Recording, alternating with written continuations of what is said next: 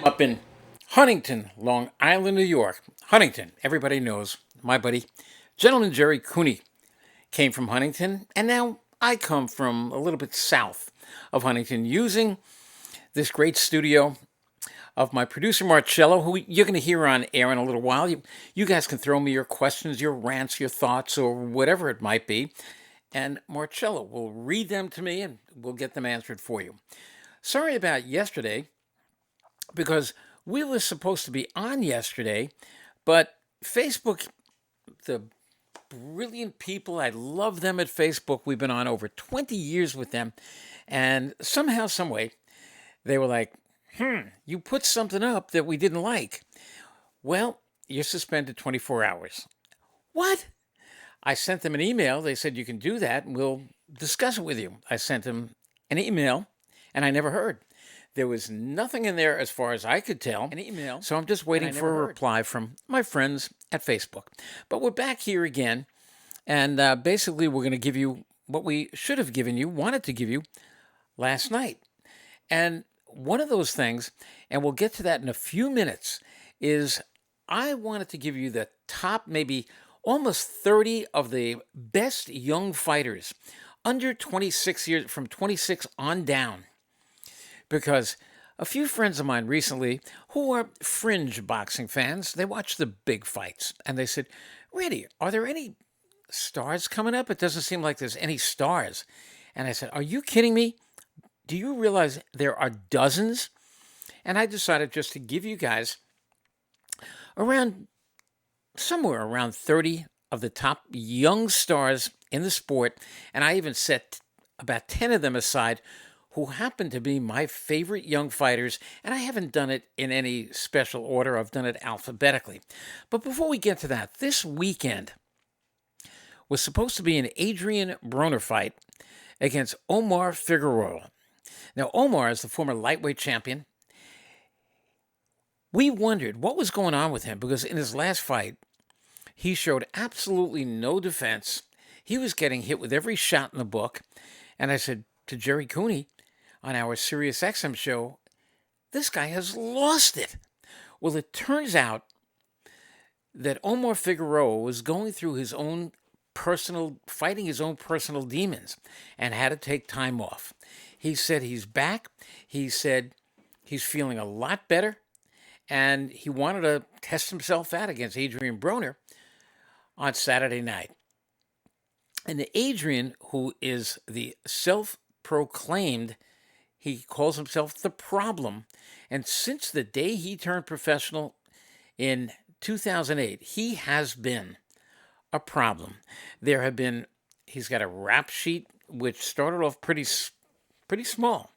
Now the rap sheet goes probably from here in Huntington across the country and back. There's one thing after another. Even court appearances where he was supposed to show up, he didn't. And it was only about a year ago he was driving his car, I think it was in Kentucky or Tennessee or somewhere like that, and I believe he was speeding, and the cop checked out his license plate, and they said, this is the license plate of a guy who was supposed to be in court. They pulled him over, and they shipped him on back to the Cincinnati area where he comes from. But there's been more and more problems with him. You know, he's been saying for years that his initials, AB, stand for what he's worth, about billions. That's not the case. And for the longest time, I've said AB doesn't stand for about billions. It stands for almost broke.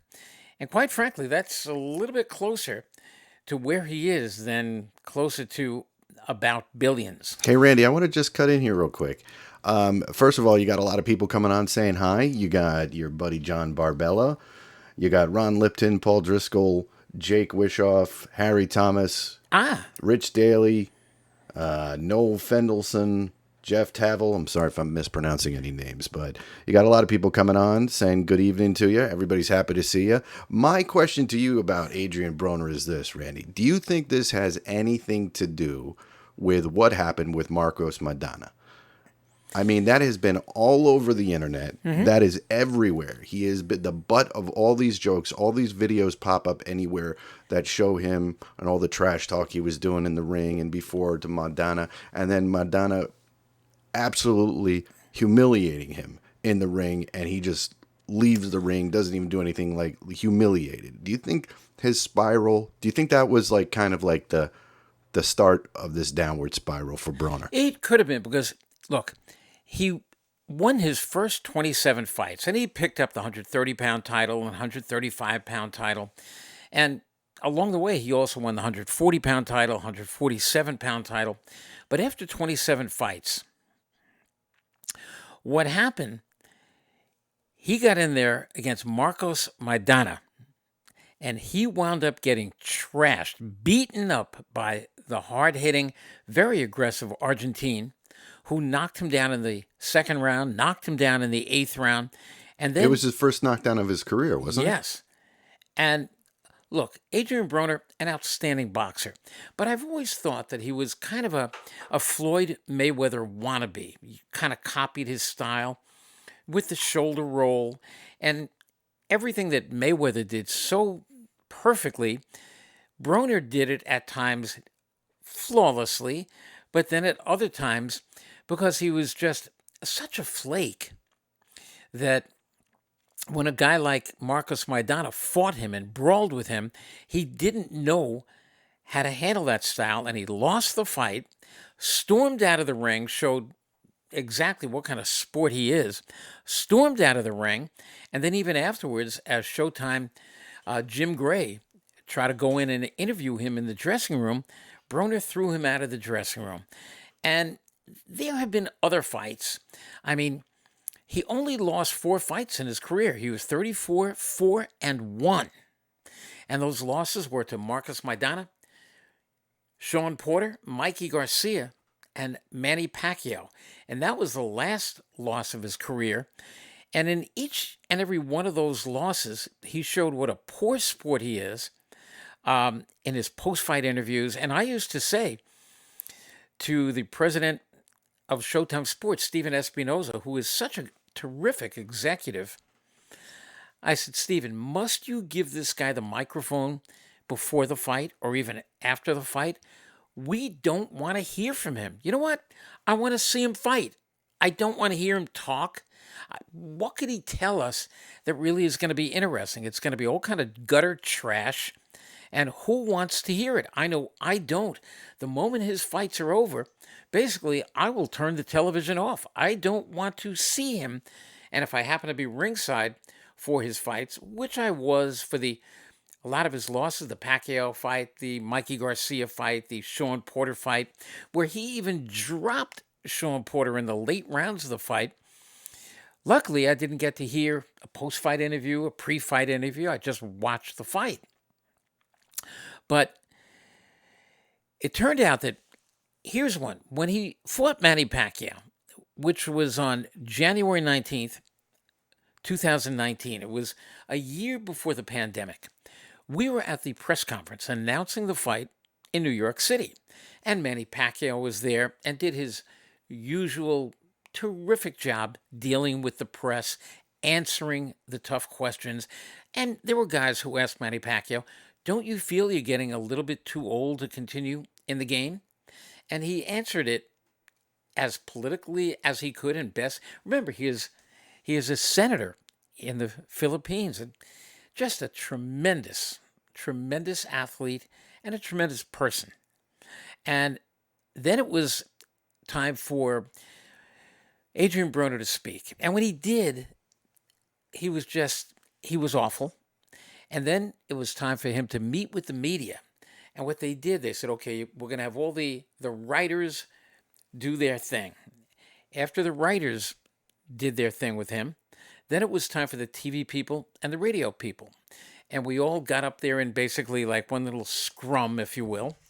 And we tried our best to interview him. And he really wanted no part of it. He wanted no part of the interview, but he went through it anyway. And it turned out that I was the very first reporter to get in my question. And my question to him, I said, Adrian, it was about 5 years ago, around 2014, when Showtime's Steve Farhood asked you, where do you see yourself in 5 years from now? And your answer to him was, I see myself being known as the greatest fighter of all time. And that's basically Marcello and everybody else, because you guys are laughing. I said to myself, I love it when they do that. wait a minute. You said you were going to be the greatest fighter of all time, and you think that's where you are? Where would you say you are right now? And then he looked at me and he said, dumbass question. And I looked at him, and before I could even say anything, another reporter jumped in. He said, Adrian, answer the question. That's not a dumbass question. You said this. Did you say that? Is Mr. Gordon right? And he just looked and he said, dumbass question. Next question. And he starts looking around. They said, no, answer Randy Gordon's question. And Adrian Broner said, you know what? You guys are a bunch of, and he threw some names at us. And he said, this interview's over. And he got up and he walked off stage. And everybody kind of looked at me and joked around. They said, thanks a lot, Randy. And I said, I had to start him off with that question because he said it. And this is the first opportunity I've had in 5 years to really interview him. And I wanted to know. He said right now he was going to be the best fighter of all time. Hey, Randy, I just something along the lines of what we're talking about. Jake Wishoff asks, does he have a mental issue? I mean, is he diagnosed with something? I mean, is he seriously diagnosed? I know we want to move on, but just to close out this thing with Adrian, and I just want to say your boys Farley Wald and George Ward just shouting out you, saying hi to you. Has he been diagnosed with something, or is this just a case of a fighter's ego just getting cracked and he can't recover? I don't think he's ever been diagnosed with anything, but he was going into a fight this Saturday against another guy, Omar Figueroa, who came into this fight and made the announcement and said, I had been wondering for years why I've been having these feelings and everything else. And it turned out he went to a doctor and was diagnosed with a very long medical term, but he said basically, I suffer from depression. And he got help for it. He said, I feel that I'm over it. Well, I've always thought that this can't possibly be who Adrian Broner really is, because I always looked at him more or less as with all the trouble he got in, and he was the one getting in trouble. And it was easy. Every time you'd hear something about him, he was getting in some other kind of trouble and, dragged into court and everything else. And with that, I said, this guy is just loose. He's a loose cannon, and I think he needs help. And finally, the fight, which was supposed to be this Saturday night on Showtime, Adrian Broner himself pulled out of the fight, says he's not ready, that he's suffering from depression. He said, in too many fighters, I've seen them get hurt in the ring. I'm not about to let myself get hurt. I have to take care of me first. And for the first time, I was hearing a real human side of Adrian Broner, and where I've made a lot of fun of Adrian Broner, and every year I come up with the Adrian Broner Award. For the last 9 years, I give out the Adrian Broner Award to the fighter who basically Jerry Cooney and I consider to be the biggest a-hole in the business. And 9 straight years, Adrian Broner has won the Adrian Broner Award. I feel bad for him now. I really do. Because while I looked at him as a thug with a lot of boxing ability, I'm now starting to see him as a real human who's a loner, who realizes he doesn't have a tremendous amount of friends or anybody who can help him, that he has to go out and find himself and get himself some help. He says, I know that I'm going to be inducted one day into the International Boxing Hall of Fame. That's a wish on his part because you have to be out of action for 3 years. And let's say this was going to be his last fight. Well, it turns out that he did have his last fight about a year ago. And he beat Giovanni Santiago, who was undefeated. So if that was going to be his last fight, then he's off in 2022 is a year, 23 and 24. And in 2024, in September, the ballots will go out and his name unquestionably will be on the ballot. Whether or not the balloters, of which I am one of them, will vote for Adrian Broner is yet to be seen. So he can't say that he is going to be a Hall of Famer. We don't know how the voting's going to go, but it could happen as early as 2025. I have to believe his first year that he's going to be eligible, he will not get in. There's going to be other people more than likely who are also eligible, and only 3 are taken.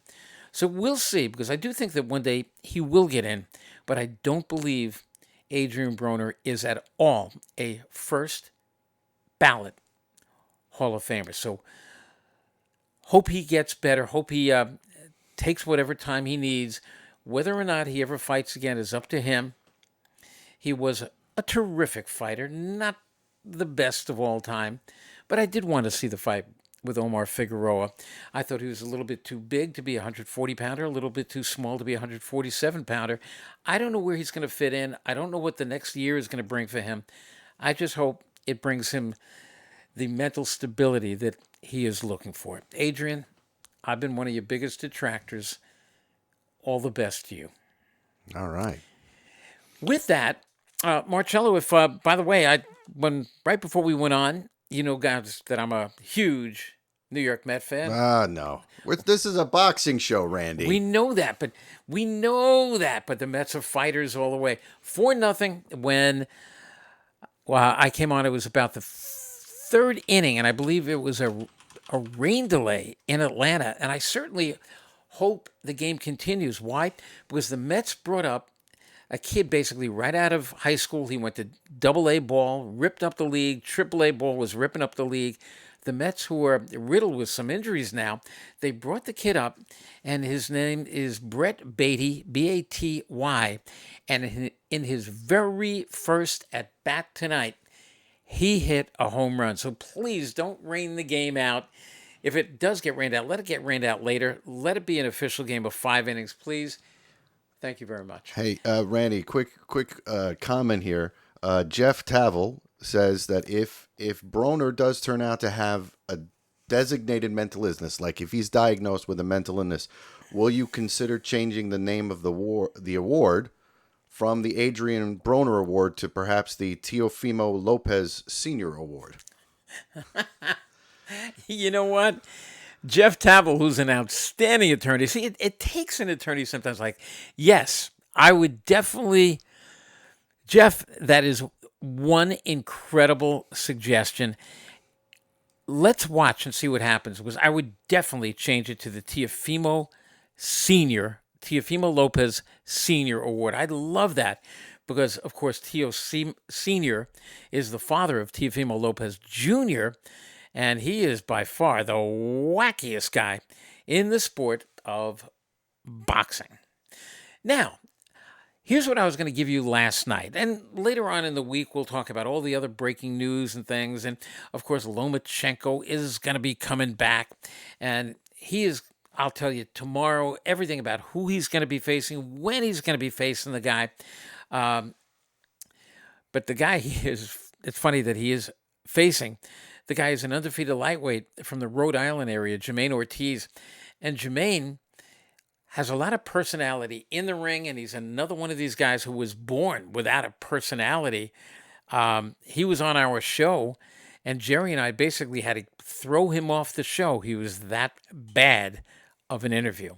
So this is who apparently Lomachenko is going to be facing in October as Vasily Lomachenko launches not his comeback, because he's won several fights in a row, but it'll be his first fight since he destroyed Richard Comey at Madison Square Garden. And we'll talk more about that tomorrow night and on Friday night, we'll have picks. Because remember, we'll also break down the big heavyweight championship fight on Saturday night between Alexander Usyk and Anthony Joshua. But last night, before Facebook said, you got to take a 24-hour vacation, I wanted to give you my favorite. And this is, again, because a friend of mine said, are there any up and coming fighters? I don't know of any. So what we did, Marcello and I put them in alphabetical order. And Marcello, just, keep your eyes, I guess, as anybody asks questions here. I'd love to hear from them. You can jump in. We'll do 3 or 4 at a time. We've got about 30 of them, but I lumped about 20 over here. And then I took 10 as my personal favorites, guys that I speak to on the phone on a regular basis. We text each other back and forth, and I'm just crazy about the 10 who are coming up. But and alphabetically, and we'll do 3 or 4 at a time, there's David Benavidez. Now, he, of course, is at the highest level. He's been a former world champion, being overweight, positive drug tests and everything. He had his title stripped away from him. He's 168 pounders, 25 years old, 26-0 with 23 knockouts. He could bang with anybody. Quite frankly, I think he's the one guy who Canelo Alvarez truly doesn't want to fight at 168 pounds. David Benavidez. Now, another guy who's 168 pounds and 25 years old is New York's Edgar Berlanga. He's 20-0 with 16 knockouts. The thing is, even though he's 25, the same age as Benavidez, and even though both of them have had a little over 25, 26 for Benavidez, 20 for Berlanga, David Benavidez has gone the distance before. He's had rounds under his belt. He knows how to box. He can punch. Edgar Berlanga knocked out his first 16 opponents all in the first round. And yeah, he was 16-0 with 16 first-round knockouts. But what did he learn in those fights? Basically, that he has power. He didn't learn how to box, how to move his head, how to block shots, how to do anything. And now he's won 4 straight decisions. And people are saying, is Edgar Berlanga maybe not as good as we thought? No, I think he is that good. He just needed rounds early on, not first-round knockouts all the time. I think people are agreeing with you, Randy. Everybody's kind of agreeing with you. Let's see. Brian Jaffe says that Benavidez is the official boogeyman of boxing. The boogeyman of boxing. So I like that. Yeah. Because you know what? Benavidez can lay back, fight whoever it is that he really wants to fight. And I truly think that he just might be the best 168-pounder out there. Of course, the best is Canelo Alvarez until proven otherwise. But I would love, if there was one fight that I could make, it would be Canelo Alvarez against David Benavidez. Another guy that I want to see much more of, and he won last week, won a decision, 25 years old. He's 18-0 now with 10 knockouts, 130-pounder Andres Cortez. You're going to hear a lot more about him. Doesn't have crushing, brutal power, but he hits hard enough, and he can box. 18-0, 10 knockouts, Andres Cortez. Now, this guy, Isaac Cruz, is 24. He will fight anybody, as you saw about a year ago when he fought Gervonta Davis. And that's one of the 2 losses on his record. He's 23-2-1, but he is a solid lightweight. I think he's one of the best in the world. He's just 24 years old. I want to see Isaac Cruz back in the ring again. I think he's going to be as tough as anybody out there to beat. Now, there's this guy already is one of the very best. He's 27 years old. He's the only guy on this list who is 27.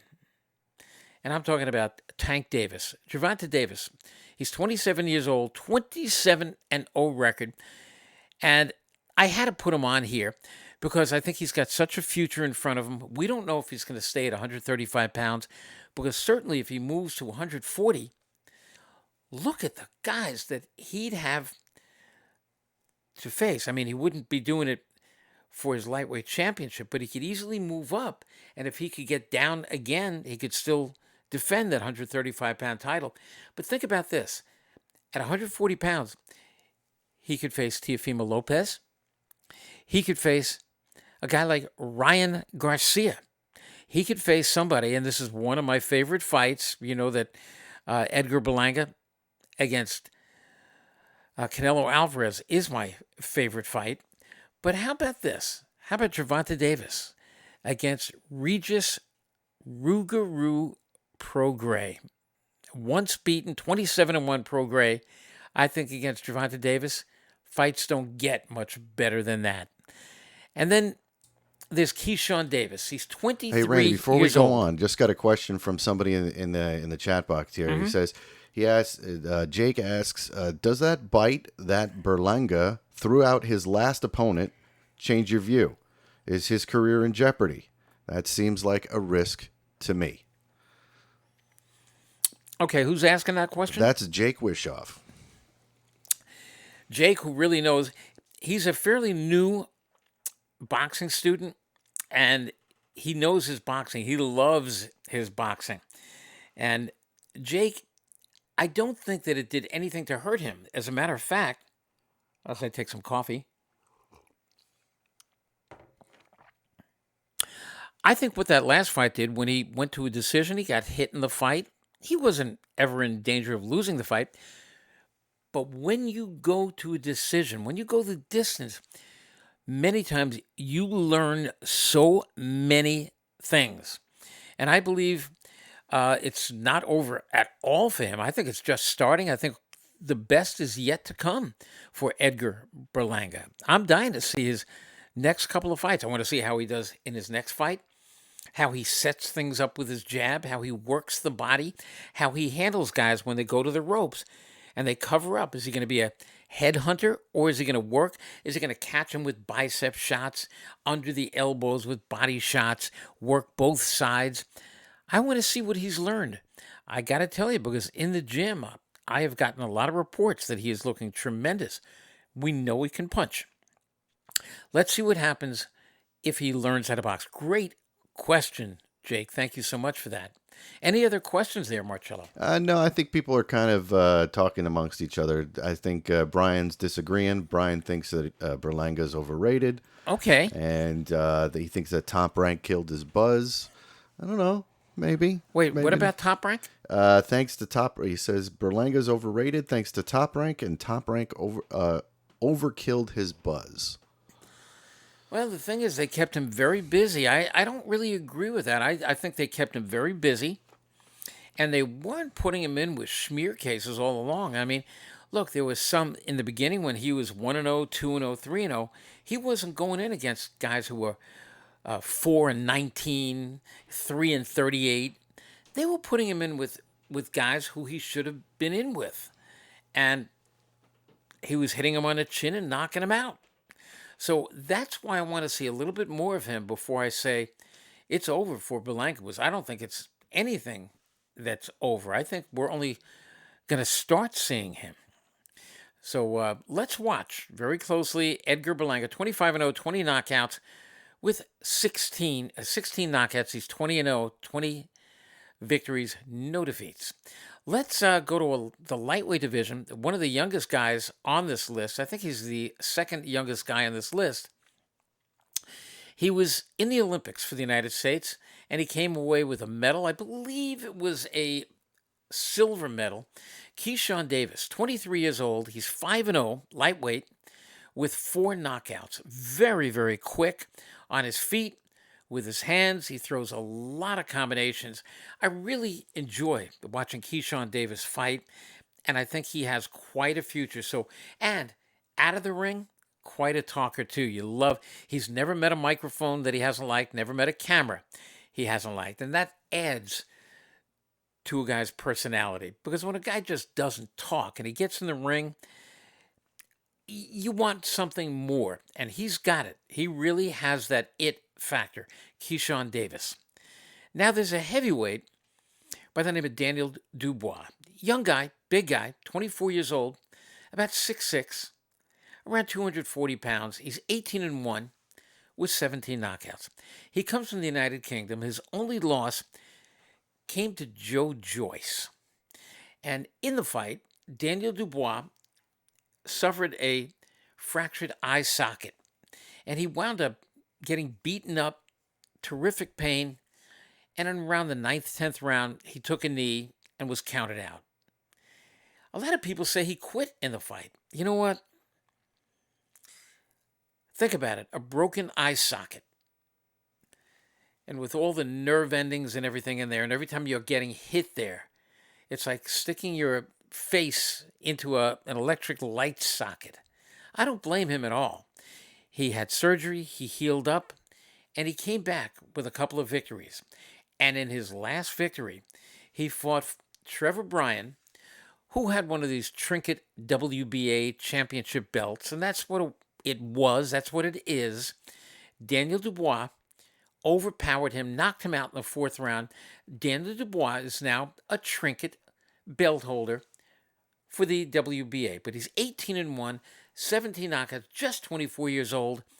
And I think there are some real big heavyweight matchups in his future. Again, just 24 years old. Now there's Jaron Ennis. And certainly I think a lot of you guys are going to be making comments here. Of the top welterweights in the world, and I'm talking about Virgil Ortiz, who is on this list, there's Jaron Ennis. And of course, there's Terrence Crawford and Errol Spence. Jaron Ennis is just 25 years old. He's out of Philadelphia. He's 29-0 with 25 knockouts. Apparently, he could do it all. He could move. He's got quick hands. He's got a powerful left hook, a murderous right hand, and a very hard jab. His last fight, typical knockout. He didn't even catch the guy with a great shot and was able to knock him out. Jaron Ennis, I think, is a very... he's not underrated, but I think he's feared by the rest of the welterweight division.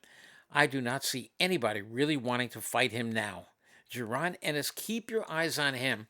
I think he's going to wind up in the next year or two being called the best welterweight in the world. 29-0, 25 knockouts, 25 years old. Jaron. Do they call him Boots? Boots Ennis, yeah. They call him Boots. That's the one. Okay. Any explanation? I don't know if you have the explanation behind that. That's it's just I don't know.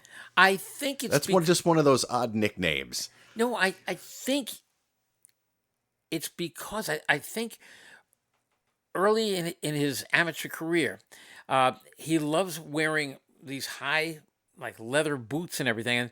And I believe a family member just started calling him Boots, and it just stuck. So and it just stuck. Jaron Boots Ennis, unbelievable talent. Can't wait till he gets back in the ring again. Well, you got a lot of Boots fans in here in the chat box right now, so I think a lot of people are agreeing with you right now, Randy. Yeah, Marcello, that is not surprising because he is just, I just think he's that good. Now, Brandon Figueroa, 25 years old. He is 23-1-1 with 18 knockouts. He is a featherweight. He was moving up. His only loss came to Stephen Fulton in a 122-pound title match. And listen, he realized that he was killing himself to make weight, moved up to 126, and has shown significant power. And when you kill yourself to make weight, what happens is you more or less you run out of gas. You just don't have the stamina. At 126, he seems to be a lot stronger, and I truly believe he's going to be a factor in the featherweight division. 23-1-1, 18 knockouts, just 25 years old, Brandon Figueroa. He looks 12. Babyface. You're absolutely right. You know, we see him here, and he absolutely looks like a baby. I don't know if I want to get in the ring with him or have him deliver the paper to my house. I don't know. Brandon Figueroa, an exciting fighter. Truly, really, one of both in the ring, great. Everything he does, his foot movement, his stamina, punching power, hand speed, combinations, does it all. We'll see if he is going to be great when he gets his shot at the featherweight championship of the world. And of course, those featherweight titleists are tough. Ray Vargas is one of them, and then Emmanuel Navarrete, who's going to be fighting, I believe, this weekend. And we'll break that one down later in the week for you.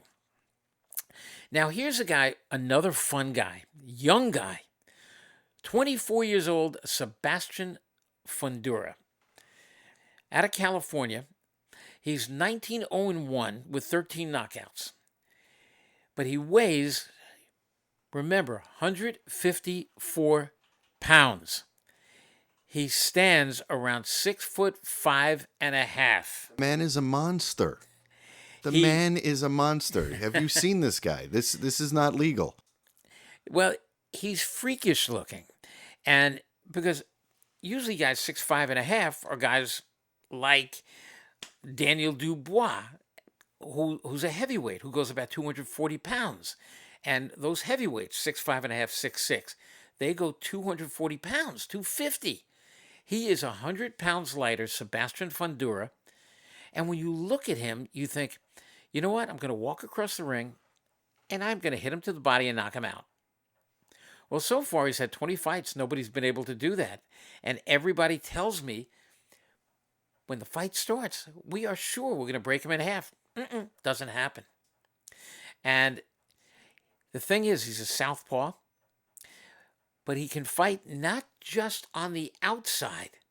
This is a guy, when people think they can get in close against this big, tall, lanky monster, that he can't fight on the inside. They're so mistaken. Many guys with those long arms will be throwing shots from a different zip code.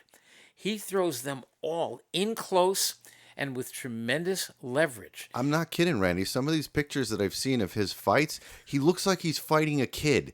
It looks like a grown man is fighting a child. That is how tall he is. I thought he was fighting like an 8-year-old. Exactly. And that's why his fan base is growing all the time. 154 pounds. I can't wait until his next fight. Right now, there's nothing lined up, but they say they are working on something. Brian wants to know if you think Fundora versus Tony Harrison is a good idea. Tony Harrison is a real good fighter. Of course, Tony Harrison is the guy who, a few years ago, I was ringside for the fight when he outpointed Jermell Charlo. I think it would be a fun fight. But I think that Fundora, at this point, I'm hearing that he's looking for a little bit bigger fights than Tony Harrison. I think if they said to Fundora that Jermell Charlo is next, I believe he'd say, great, this is what I've been waiting for. So I want to see what he does next. Does he need another fight or two before he goes for a title? We'll see, but that could be an interesting fight. Although I don't see Tony Harrison, who's really not a huge puncher, he's a good boxer. I think that Fundora would just box his ears off. Good question, though. Or step on him. Okay, here's a guy making a lot of noise in the business, Ryan Garcia. And you know what? We got a phone here that's exploding with alarms, so we're going to take one moment. I think you're causing some controversy, Randy. Everything is controversial that I do. Maybe it's Facebook coming back. Facebook's trying to track you down. There we go. Ryan Garcia, King Rye, they call him. 24 years old. 23-0. Here's the thing about Ryan Garcia. Has been fighting as a lightweight.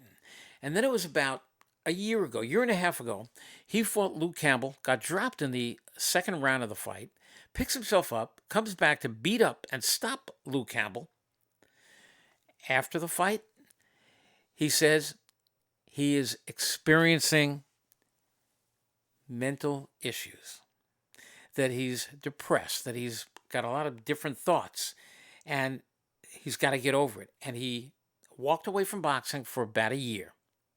But we knew he was going to be coming back when all of a sudden his social media, Twitter lit up again and Instagram lit up again. And then he joined the Team Canelo Alvarez. And he said he's coming back lightweight. The thing is, he wasn't getting along with members of wasn't making him feel comfortable. He said that he likes Canelo, that he likes his old trainer, but he wasn't comfortable there. I guess it's that Canelo on Team Canelo has to be the top dog. And with Ryan Garcia there, who just, he's so socially media, just, he's out there. And it just wasn't working, the combination of Ryan Garcia and Canelo Alvarez, that Ryan wound up walking away from Team Canelo, pissed the hell out of them, where they've been bashing him on social media and everywhere they can. He kind of shrugged it off. He then went to trainer Joe Goosen, who I think is just one tremendous trainer. You also know Joe Goosen as being an announcer on Showtime, on rather Fox. Excuse me. Sorry, Joe. I put you on Showtime.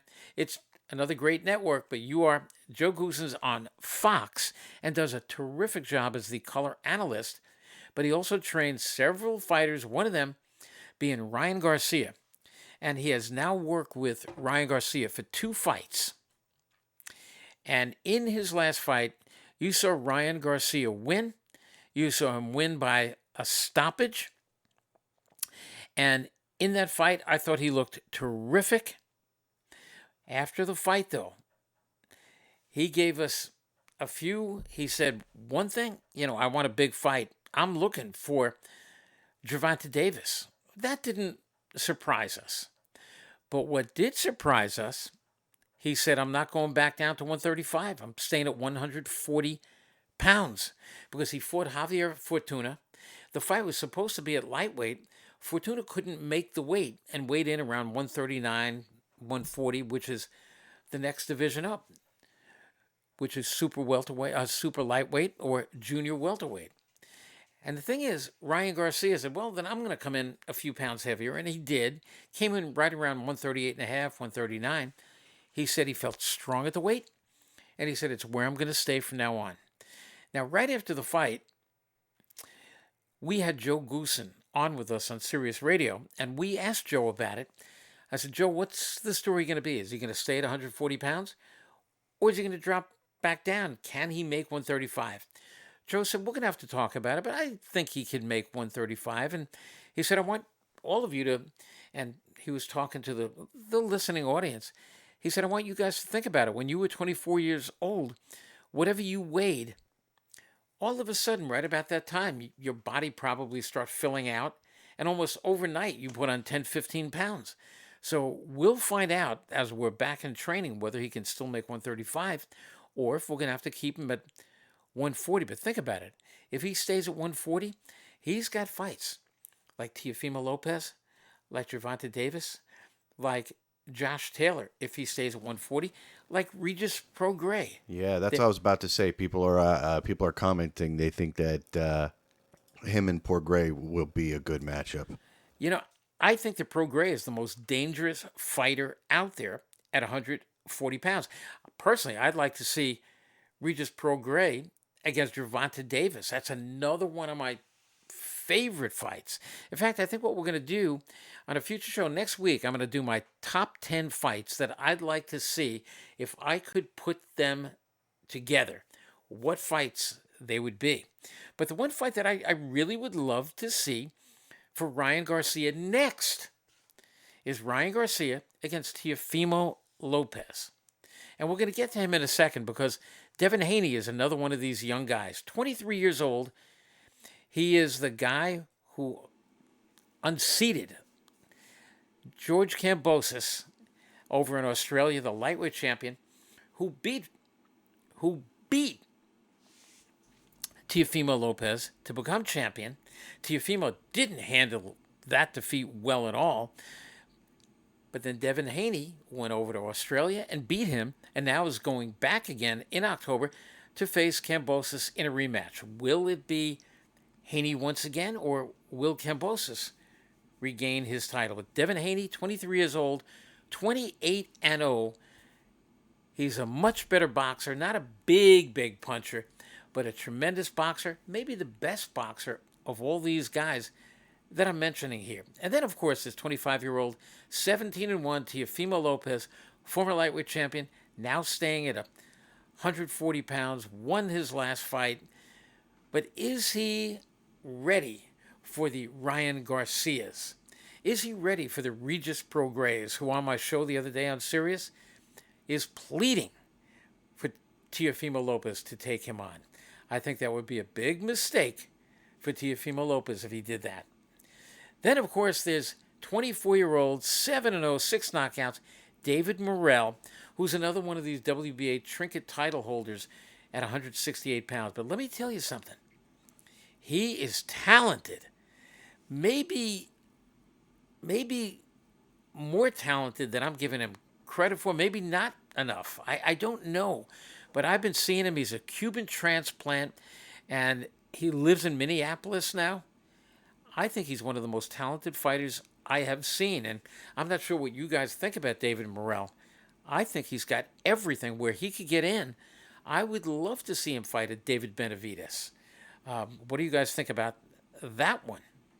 So, Marcello, is anybody else making any comments? You got the screen in front of you? I got the screen in front of me, and right now, Brian is saying that Zachary, I don't know if I'm pronouncing this right, Ocha, called out Chris Colbert, and Chris doesn't want to look stupid, so he declined the fight. So Brian wants Zach versus Colbert at Barclays on the Wilder Helenas card. That would be Brooklyn versus Brooklyn. That would be an incredible fight because Zach Ochoa, they call him Zungry, as if I'm totally hungry. Zach with that Z, just he's one of these guys with charisma in the ring, out of the ring. He lost his last fight to Brandon Lee, who's also one guy who's on my list here. We'll talk about him.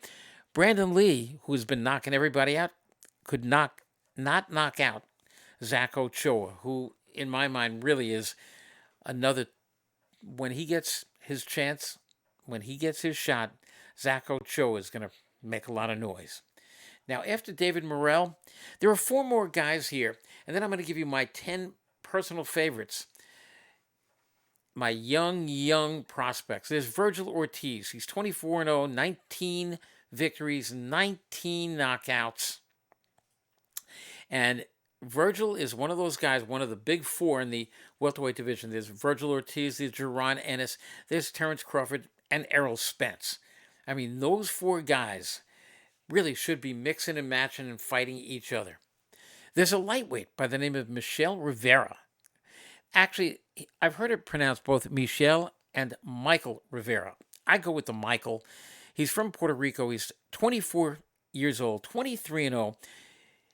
Facially resembles a young Cassius Clay. But I think I was about to say that. Yeah, he does. He really does. And you could see it there, and he's got a little bit of that Cassius Clay haircut. He loves boxing a lot like Cassius Clay, who he said is really his favorite fighter. But Michel Rivera, 24 years old, 135 pounds, I think he's going to make some noise in that lightweight division. Anybody he fights is in trouble. Now, you talk about baby faces. Youngest champion of boxing, Jesse Bam Rodriguez. Marcello, what do you think about this? This is a baby face. When you see the kid, he's 16-0, 11 knockouts, world champion. Yeah, I don't know. I thought he was one of those, I wasn't going to say Jesse Bam. I would maybe say Jesse Skippy Rodriguez or something like that. I don't know. I expect to see him rolling down the street with alfalfa and, these guys look like they're 12 years old. I'm sorry. Yeah, it's like the smaller they are, the younger they look. Really, I mean, it's just incredible. And he is 115-pound world champion, 16-0, 11 knockouts, one of the most talented fighters out there. The youngest champion in boxing, Jesse Bam Rodriguez Franco, 22 years old. And then there's Gary Antoine Russell, who's 26 years old, 16-0, 16 knockouts, and he is a 140-pounder. This is another one of those solid 140-pounders. You know, what a division again. Gary Antoine Russell, who can box. He's a southpaw, can punch with that left hand, very quick. So you're talking about him, you're talking about Teofimo Lopez, you're talking about Regis Prograis, you're talking about Gervonta Davis if he moves on up. What a division, Ryan Garcia. What a division it is. Now, here are the guys that basically my favorite top 10 guys who are young. Some of these guys are still even teenagers, and I've got them alphabetically. And I'm starting with Jared Anderson, who's 22 years old. He's a heavyweight, 6'4" and a half, 240 pounds, 11-0 with 11 knockouts. Just a tremendous fighter. I think I have to label him future heavyweight champ of the world. Charisma in and out of the ring. I can't wait for his anointment. Now, the featherweight division. You talk about charisma in and out of the ring. Shoo Shoo Carrington. They call him Shoo Shoo. He's out of Brooklyn, New York. He's 25 years old, 4-0 with 3 knockouts. He's quick. On his feet, with his hands, he's got punching power, both fists. He just needs a little bit of seasoning because I see him getting better with every single fight. The media loves talking to this young man. They call him Shoo Shoo. And on my Sirius XM show a few weeks ago, I said, okay, Shoo Shoo, where did you get that name? And he laughed. And he said, basically, my family's been calling me Shoo Shoo since I'm a little kid. And it just stuck. So whatever you want to call him, he loves Shoo Shoo, 25 years old, 4-0. I think there's a championship in his future at 126 pounds. Probably a little bit later on, he'll grow into a 130, maybe even 135. He's got the size for it. Right now, concentrating on 126. Then there's light heavyweight Darius Fulgham. Had he been able to go to the Olympic team for the United States, he was going to be our smaller heavyweight representative, the 200-pounder, not the super heavyweight. He was going to represent us at 200 pounds. That person in the picture with him looks very familiar. Well, yeah, Darius, when he comes into New York, we get together, and I'm crazy about him and his entire family. His dad, Tim, quite often watches Randy's Ringside. Well, at a recent fight card at Madison Square Garden, I sat with Darius for a while. And he really had his heart broken by the amateurs because he was ready to go over and fight overseas at the Olympics. And what happened? The amateurs, which are just so messed up. Darius only started basically fighting in the amateur program around 2019. But they went back to the ratings that they had even before that. So Darius wasn't even involved, so he wasn't in the ratings. And they wound up going with a few of the guys who were in the ratings. They boxed each other with the winner in the box offs and trials and everything else going to the Olympics, when in fact, none of them could really beat Darius Fulgham. He was so pissed off at the amateurs. He said, that's it. I'm not hanging around anymore going for a gold medal. He said, I'm going to train extra hard. I'm getting down to 175. I'm going to launch my career at 175. And he has had 3 fights, 3 knockouts. And with each fight, he is looking better and better. He can punch with the left hook. He can punch with the right hand. He's got a solid jab. He's in tremendous shape. All he does is train. How could you not like Darius Fulgham? Just totally one of my absolute favorite fighters. And another one of my favorite fighters, he was on with us last week.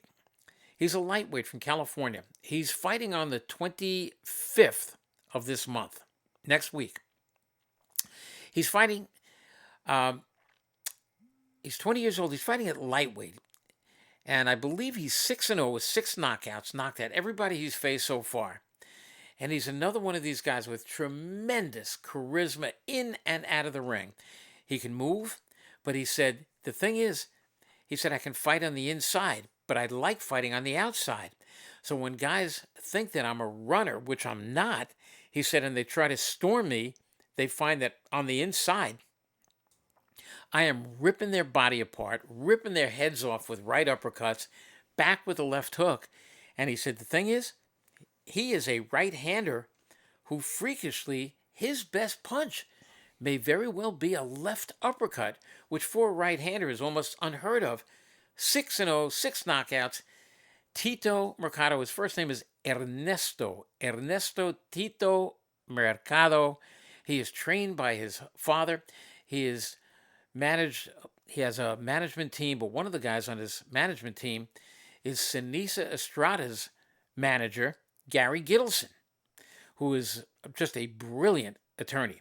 So I asked Tito, what do you think about Sinisa Estrada? And he said, she is just unbelievable. I don't know who's going to beat her like ever. 22-0 Sinisa Estrada. If she was under 26, she's about 29 years old. I think she just turned 30.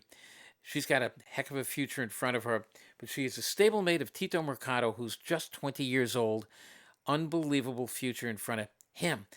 Now, another guy, he's from Jersey. He comes on the show a lot. We've been following him. We decided to follow him and another guy, Xander Zayas, right from the beginning of their career. And they started off as welterweights, teenagers. And Vito Malnicki just turned 20 years old. He lost the fight by decision. Why? Because he was reading his press clips a little bit too much, and he didn't train the way he says he knows he should have trained. He lost the decision, had a rematch with the guy scheduled, but the guy came in way overweight and never got to, and actually lost that fight. Now he said, I don't need him anymore.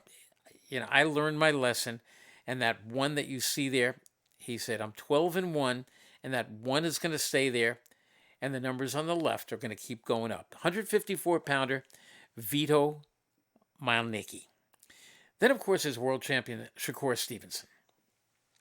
He's 25-0, 18-0, 9 knockouts, getting better all the time. He's going to probably have another defense, maybe one more at 130 pounds.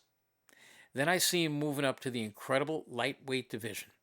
Can you picture a Shakur Stevenson in with some of those guys like a Devin Haney? What a fight that would be. Or with a Lomachenko. And Top Rank, Bob Arum, is the promoter of both Lomachenko and Shakur Stevenson. Maybe down the road, that's a fight we'll be seeing. 3 more guys who are on my favorite list who are basically 26 and under. There's Fernando Vargas, who's 25 years old. Now, he is one of the fighting Vargas brothers, maybe the best of them all, although he says he's not. He's 6-0 with 6 knockouts, 154-pounder. He's ruthless.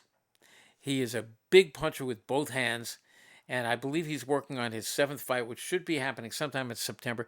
Fernando Vargas, 6-0, 6 knockouts.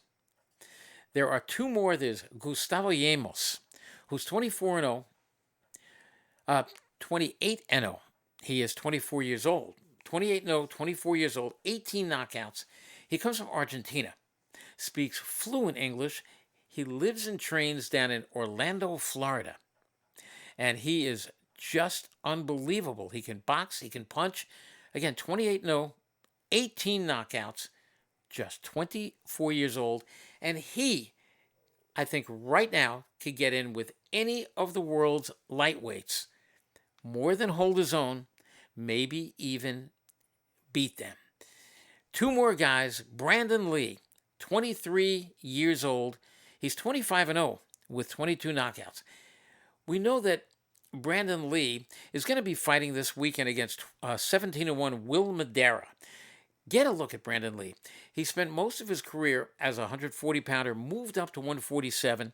He recently had a victory over Zach Ochoa, which really showed me a lot because Zach Ochoa can fight. And he couldn't knock Zach Ochoa out. And Zach Ochoa had his moments in that fight.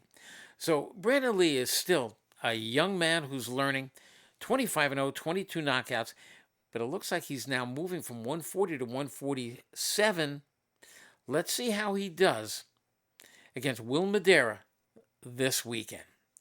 And then my final young fighter, and we've been following him from the very beginning. His name is Xander Zayas. He's 19 years old. I believe on September 5th, he's going to be 20. He started out his career as a welterweight.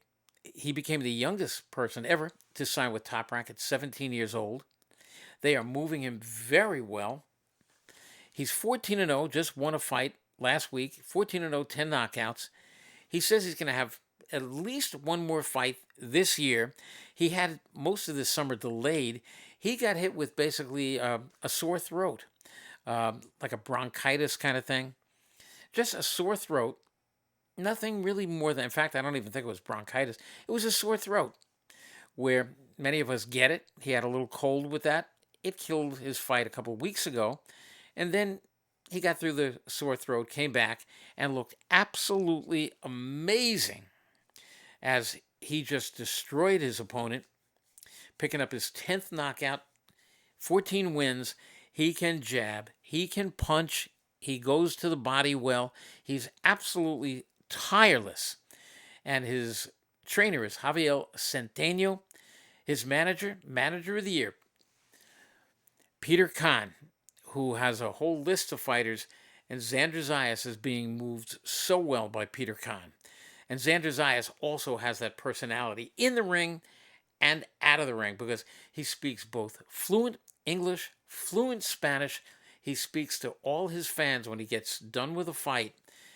They absolutely love him. I think of this entire list, I see stardom for every single one of them. But I see that superstar label on Xander Zayas above everybody else. Maybe I'm wrong, but I don't think so. All these young favorite fighters of mine, I see superstardom for every single one of them, especially Xander Zayas. And with that, that wraps up another edition of Randy's Ringside. And Marcello, Yes, do we sir. have any other comments, questions, or anything from some of the Randy's Raiders aboard tonight? No, I think everybody's basically agreeing with you. I think we had a lot of a discussion beforehand, but I think then everything I think you laid it out for everybody pretty well. I think everybody's excited for this weekend, the Usyk fight. I think it's on everybody's mind right now. Any predictions? And somebody wanted to know if you and Cooney have a bet. Not yet. We are going to probably have a bet. We did bet on the first fight. He took Joshua. I took Alexander Usyk. And we bet the Filipino delicacy called balut. Now, Marcello, do you know what balut is? Is it that kind of egg thing that's like a Egg raw? thingy. It's like a black egg or something like that. It looks like it came from hell. You got it. It is a fertilized duck Nothing egg. against No. the people who eat this as a delicacy. I'm sure it's delicious, but Listen, does not look very appetizing. I'm at sorry. SiriusXM, one of my producers, Andre, we call him Andre the Giant, he comes from the Philippines. He loves balut. He will bring balut into the studio, and he's sitting there eating this balut the way I eat M&Ms. And I mean, balut is a fertilized duck egg. And you got the egg, and you kind of crack the top off. So now you've got the little cup, if you will, with the liquid inside. They call it soup. Yeah, Remember the Rocky movie when he goes at the first Rocky, he cracks the eggs? yeah. This is basically the same thing. You take But the it's a egg, fertilized egg, so there's an embryo in there. there's a tiny little embryo, and if you dump it out, you can actually see the little ducky in there. And sometimes they're not this big, sometimes they can be about this big. And you can see the little formation of wings on there and everything. And now if you really want to get the taste, you just take the soup and you just dump it down your throat, and then you get the little ducky and you crunch it up. Is it cooked? Is it No, cooked? Is it no. pickled? What is it? It's No. just a raw egg. No, Is it's just a raw egg, just like you go to the refrigerator and take an egg now, like Rocky did, and you could. Well, he just cracked it in the glass.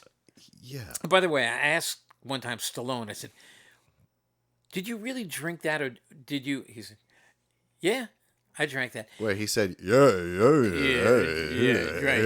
yeah, No, yeah. but you know, even before that, and I know I did it when I was boxing in the amateurs. I heard that fighters are supposed to drink raw eggs, and I would say for one straight year, every time I would go out and run, many times even before the run, I would crack the about 3 or 4 eggs in a glass and I drink it. So I really have no problem with the balut. I I don't want to go chewing it up, but I'm not going to dump it in my mouth and slosh it around and savor the flavor, if you will. You're not helping the visual here, Randy, at all.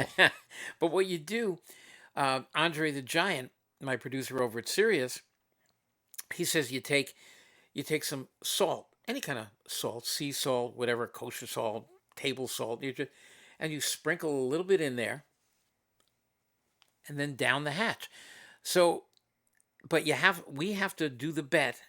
It has to be basically live on Facebook, where they're gonna tape it and then put it up on our SiriusXM social media accounts on Twitter and on Instagram. I think it is going to be a balut bet once again with Jerry Cooney. So I'm going to go with Alexander Usyk.